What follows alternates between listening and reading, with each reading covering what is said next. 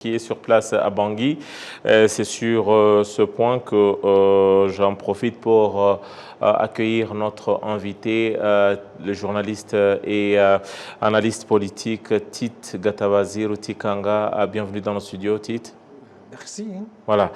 Tite, on vient de le suivre dans le reportage de Manishimwe. Bangui, la Centrafrique, les témoignages des habitants sont clairs. À quelle situation ou dans quelle situation le Rwanda a retrouvé la Centrafrique il y a cela quelques années, notamment dans le cadre de maintien de la paix? La Centrafrique était au bord du gouffre. Il y a Bozizé qui reprenait presque le pouvoir à Bangui. La Centrafrique est un pays qui a une mauvaise tradition, la tradition des coups d'État. On ne peut pas compter le nombre de coups d'État qu'il y a eu là-bas, les milices à la fois religieuses et tribales qui sont aux mains des seigneurs de guerre comme ça. C'est pour ça que ce pays riche et assez étendu ne s'est jamais développé. Et donc le Rwanda arrive au très mauvais moment, sauve la mise des élections et remet, si vous voulez, le pays sur les rails. Et on entend là-bas qu'ils interviennent dans la reconstruction des écoles. Ça ne m'étonne pas, ils le font au Rwanda. Ils interviennent dans la reconstruction des infrastructures. Donc, la doctrine de l'armée rwandaise, ce n'est pas que faire des actions militaires. C'est aussi soutenir des actions sociales. Et au premier chef desquelles, les infrastructures, je crois que ceux qui sont au Mozambique font aussi la même chose. Tite, on doit dire qu'au départ, ce n'était pas, pour être honnête, au départ, ce n'était pas une mission facile, ce n'était pas un pari gagné. Il faut être conscient et surtout réaliste. Le Rwanda est parti, on va dire, c'était quand même un pari qui s'était lancé en tant que pays, mais en tant qu'un pays qui a vraiment pris à bras le corps la mission de maintien de la paix. Je crois que le Rwanda part de son expérience. On a eu la guerre de libération, on avait les casques bleus au Rwanda, on a vu ce qu'ils ont fait. Donc, il faut rappeler que quand on demande, les Nations Unies demandent au Rwanda d'aller au Soudan, c'est le Rwanda qui fait changer les règles des Nations Unies. Le Rwanda dit, je ne vous envoie pas les militaires pour aller se faire tuer par les Janjaouides. Un militaire rwandais qui trouve des milices en train de persécuter les gens, il a une arme, il doit s'en servir. Et c'est là que les Nations Unies changent la règle. Mais en Centrafrique, il y a une double mission au Rwanda. Il y a ceux qui sont partis dans le cadre des Nations Unies avec la lourdeur qu'on connaît du système des Nations Unies. Et la lourdeur, vous faites allusion à toute la bureaucratie. La bureaucratie onusienne. On l'a vu en ex-Yougoslavie, on l'a vu au Rwanda. On l'a vu la Minoire. Voilà. Et donc, faute de pouvoir changer toute la machine onusienne, je crois que les autorités centrafricaines sollicitent et obtiennent une coopération bilatérale. Il y a un autre groupe de militaires rwandais qui partent en Centrafrique en bilatéral. Et eux, honnêtement, ils sont 2 fois plus efficaces, plus rapides que leurs collègues qui sont aux Nations Unies et qui portent le casque bleu. C'est ce que nous venons de suivre dans les témoignages. Quand on nous dit, ça nous permet, nous, habitants de Bangui, non seulement d'être en sécurité, mais d'admirer aussi leur discipline, leur savoir-faire, et ils sont très polis avec les gens. Et donc ça fait quand même non seulement leur fierté à eux, mais à nous aussi, qui regardons ça et qui disons bravo les gars. C'est vrai, on parle de Bangui, on vient de le suivre dans ce reportage de Jean Damascène Manishimwe. C'est un reportage avec autant de témoignages très sincères. Vous sentez que ça vient du fond du cœur. Mais si on parle de Bangui, Tite, 2024, c'est en 2004 justement que le Rwanda a commencé sa première mission de maintien de la paix. 10 ans seulement après le génocide perpétré contre les Tutsis en 1994. 2004, le Rwanda se lance un défi pour aller au Darfour avec la milice des Janjaweed. Vous les avez cités tout à l'heure. Ce n'était pas une situation si facile. Tite, 20 ans plus tard, est-ce que le monde aura donné raison au Rwanda? Est-ce que le Rwanda aura disons, défier ses détracteurs par rapport à la mission qu'il s'est assignée, celle de maintien de la paix à travers différents pays? J'aime pas trop qu'on dise que le Rwanda défie qui que ce soit. On m'a déjà posé ce lapin à Africa 24. Le président Kagame défie l'Occident. Le Rwanda ne défie pas... Moi, je parle le Rwanda qui défie ses détracteurs. Non, non. Le Rwanda, post-génocide contre les Tutsis, bâtit sa reconstruction sur son armée.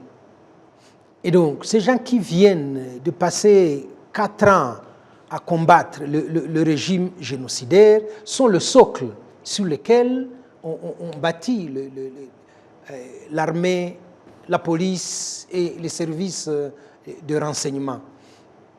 Le Rwanda, les autorités rwandaises, déjà à l'époque, sont conscientes qu'il ne faut compter que sur soi-même. Ça veut dire quoi? Ça veut dire qu'il faut bâtir sa propre sécurité. Qu'on ne peut pas continuer à tendre la main et à obtenir des ONG, des dictates. Nous, on intervient en agriculture, nous, on va construire une école là-bas. Non, non. Il y a déjà une vision pour le pays et l'aide extérieure passe par le ministère des Finances. Et donc, dans cet esprit-là, on construit aussi un système de défense, lequel garantit non seulement la sécurité du Rwanda, mais à un niveau, on est capable d'accepter la demande des Nations Unies. Le Rwanda est remercié au Soudan. Je crois qu'après ça, ils vont au Mali, oui, où le général Kazura est commandant de la mission. Nous avons quoi? Nous avons le Sud-Soudan. Où ils sont jusqu'à présent. Nous avons un contingent, je crois, qui va à Haïti, oui, avec la police. Des policiers rwandais. On est sollicité tout récemment au Mozambique, avec des militaires rwandais, il faut le dire, avec les ressources du Rwanda. Le président Kagame l'a dit. Justement, c'est la question qu'on se pose et beaucoup d'observateurs se posent cette question. Le Rwanda, petit pays d'Afrique, coincé, enclavé, oui, avec autant d'urgence aussi, autant de besoins. Comment le Rwanda arrive-t-il à faire avec autant de ressources limitées, oui, à se lancer autant de défis qui, de prime abord, n'est pas du pain béni pour même les plus grands. Oui. C'est parfois on se dit, ce sont des terrains glissants, oui, sur lesquels le Rwanda se lance, oui, et en fin de compte, il arrive à atteindre, oui, ou à avoir des résultats sur place. C'est quoi le secret? C'est quoi les ingrédients derrière ce succès, à Tite, à votre avis? D'abord, moi je vais reprendre les mots du président. Il a dit très bien, nous savons faire plus avec très peu. Et ça vient beaucoup plus des militaires qui essaient d'entraîner les civils. Regardez cet esprit de lutte contre la corruption. C'est aussi ça. Nous en avons très peu. il faut gérer un bon père de famille, comme on dit en droit. Et donc, l'équipe qui part au Mozambique a déjà l'expertise. L'équipe qui se déploie au Mozambique a cet esprit-là de corps. On a très peu de ressources, on va les partager et on n'est pas dans qui a pris la ration de l'autre. Chez les militaires rwandais, ça n'existe pas. Et donc, je crois que c'est ce qu'ils font partout où ils sont allés. Et quand ils ne sont pas sous mission casque bleu, et ayant l'expertise, ayant la discipline qui les caractérise, ils arrivent, c'est vrai, à relever des défis que 2-3 pays mis ensemble ne pouvaient pas relever avec les mêmes ressources.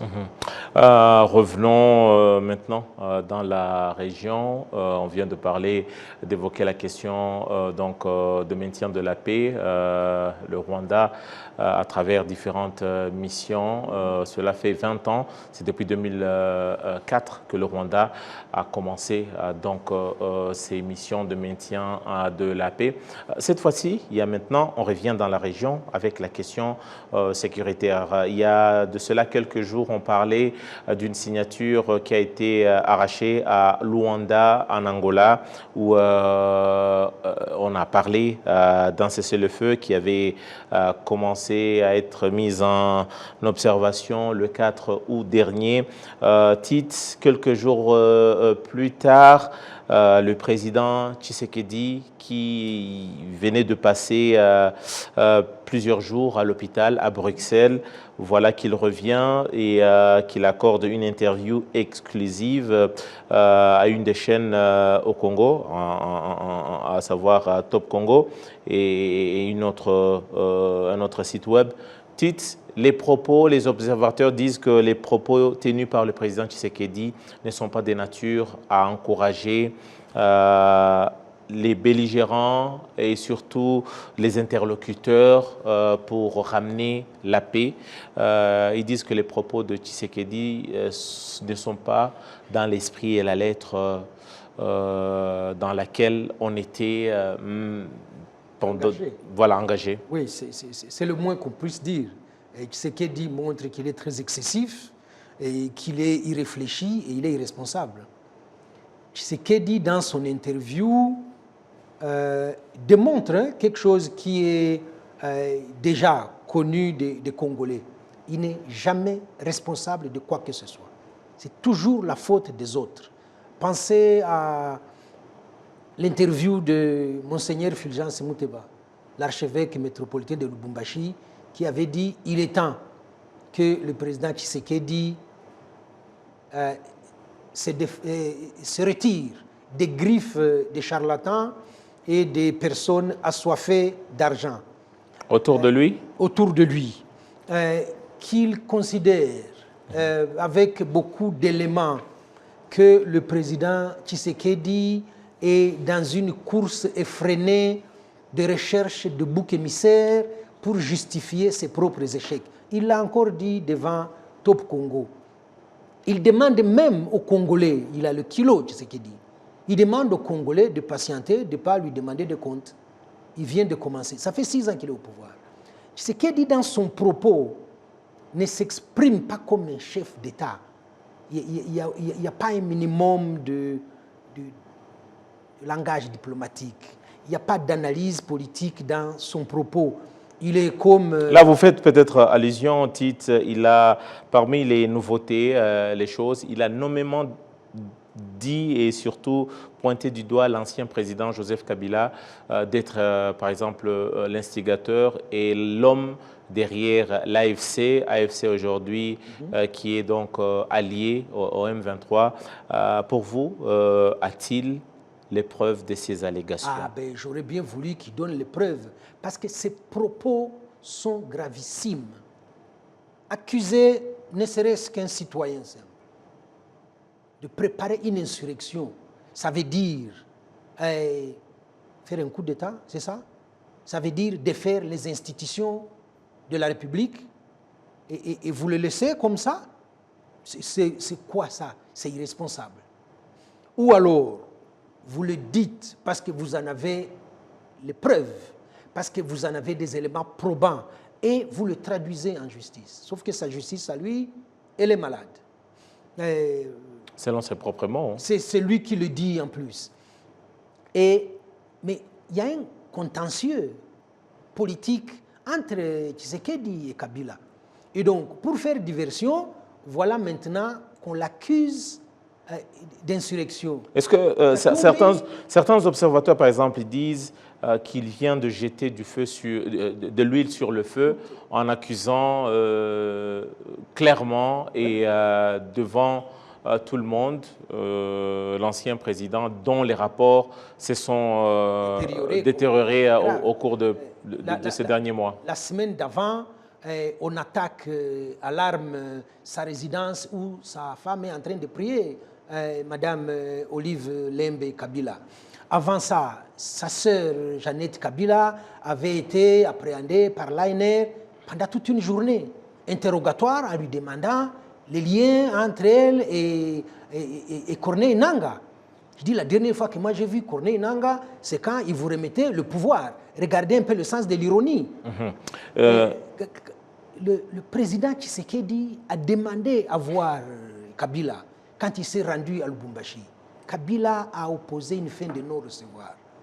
Et donc, le fait que Kabila ne se prononce jamais sur quoi que ce soit. C'est un silence gênant qui fait peur. Ce n'est pas que gênant, ça trouble le pouvoir à Kinshasa. Kabila fait une analyse froide de la situation. Il a été trahi, il prend acte. Le pays va très mal au niveau de la gouvernance, des corruptions, des détournements, du tribalisme. Il dit que ce n'est pas la peine d'aller aux élections et de cautionner cette mascarade. Alors, son parti, je finis. Oui. Son parti ne présentera ni des candidats à la présidence, ni des députés. Et d'ailleurs, le président Tshisekedi a clairement dit, il a désigné donc d'être derrière toutes ces manipulations. Voilà. Il a cité la liste des opposants et il les a catégorisés. Une chose qui n'a pas, en tout cas, rencontré voilà, l'aval de tous. Mais maintenant, en revenant sur ces propos qui affectent la situation sécuritaire, il a dit clairement « niet à toute négociation, à tout dialogue avec le M23 », la FC20 M23, tant que lui sera le président de la RDC. En d'autres termes, il dit non au processus de Nairobi. Oui, il confirme les éléments qu'on a vu venir. Hein. La délégation qui va à Nairobi et qui torpille la réunion de Nairobi sous la houlette. Quelles sont les conséquences, par exemple, de ces propos sur ce processus-là? Les interlocuteurs dont je parlais, lui-même a évoqué le président Uhuru en saluant ses efforts et tout ça. Oui, est-ce que ce n'est pas quelque chose, quelque part, ce n'est pas dire une chose et son contraire à la fois, dire non M23, sachant tous les efforts qui ont été fournis pour essayer un peu de rapprocher les gens? Tshisekedi ne se rend pas compte qu'il a échoué lamentablement sur une chose fondamentale. C'est de délégitimer la cause du M23. Il a tout fait. Il a inventé, il a insulté, il n'a pas réussi à délégitimer la cause du M23. La deuxième erreur, c'est de jeter comme ça le processus de Nairobi, qui est quand même le produit des concertations au niveau de la région. Chercher à ne faire crédit qu'à Luanda, l'affaire de route de Rwanda, c'est le contentieux entre la République démocratique du Congo et le Rwanda sur la question des FDLR qui sont dans le communiqué du 30 juillet. Et donc, vous n'allez pas ramener les groupes armés à Luanda. Ce n'est pas dans la... C'est l'amalgame. Il fait beaucoup de diversions, il veut mélanger tout. Le président Lorenzo n'est pas en charge des Wazalendo, des Kodeko à Ituri, du Twigwaneho dans le sud Kivu. Ce n'est pas dans le dossier du président Lorenzo. Pourquoi il veut lui filer ça? Je vais vous dire pourquoi. Il tue un processus pour, Non, non, non, non, non, ce n'est pas... pour l'inclure dans l'autre. Ce n'est pas tuer le processus. On tue Nairobi pour l'inclure à Luanda. Ce dit est sous la coupe des seigneurs de guerre. Joël Kitenge, membre influent de l'UDPS, cite des noms des ministres en fonction qui entretiennent des groupes armés à l'Est. Ces gens ramènent des sacs de dollars au chef de l'État. Il ne peut pas s'en défaire. Et donc, pour ne pas parler de ces sujets-là qui fâchent, aller au dialogue, citer des noms, des gens qui entretiennent les groupes armés, autant ne pas en parler et faire une fixation sur les M23, parler d'une fumeuse agression rwandaise. Il veut protéger des alliés, mais qui engrangent beaucoup d'argent et qui alimentent comme ça la classe politique à Kinshasa. Tite Gatabazi Rutikanga, analyste politique et éditorialiste, merci beaucoup d'être passé dans nos studios et surtout l'éclairage que vous apportez à certains sujets importants par rapport à la sécurité régionale. Merci beaucoup. Merci à vous.